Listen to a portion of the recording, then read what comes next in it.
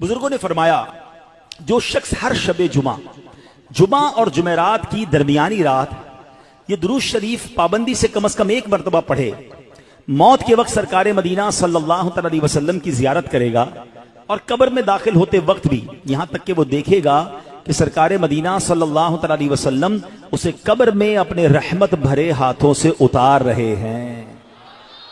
مل کر پڑھ لیتے ہیں، اللہم صلی وسلم وبارک علی سیدنا محمد النبی الامی الحبیب العالی القدر العظیم الجاہ وعلی آلہ وصحبہ وسلم۔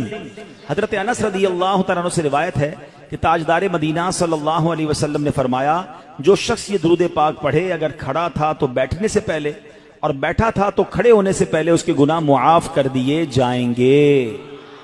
مل کر پڑھ لیں، اللہم صلی علی سیدنا و مولانا محمد وعلی آلہ وسلم۔ جو یہ درود پاک پڑھتا ہے اس پر رحمت کے 70 دروازے کھول دیے جاتے ہیں۔ مل کر پڑھ لیں، صلی اللہ علی محمد۔ علامہ احمد سعدی رحمت اللہ تعالی بعض بزرگوں سے نقل کرتے ہیں اس درود شریف کو ایک بار پڑھنے سے 6 لاکھ درود شریف پڑھنے کا ثواب حاصل ہوتا ہے۔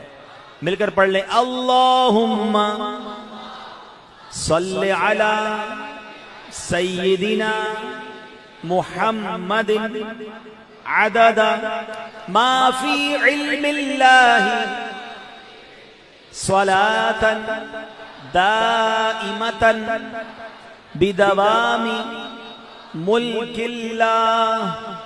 ایک دن ایک شخص آیا تو نبی پاک علیہ السلام نے اسے اپنے اور صدیق اکبر رضی اللہ تعالیٰ عنہ کے درمیان بٹھا لیا۔ اس سے صحابہ کرام کو حیرت ہوئی کہ یہ کون بڑے مرتبے والا شخص ہے۔ جب وہ چلا گیا تو نبی پاک علیہ السلام نے فرمایا یہ جب مجھ پر درود پاک پڑھتا ہے تو یوں پڑھتا ہے۔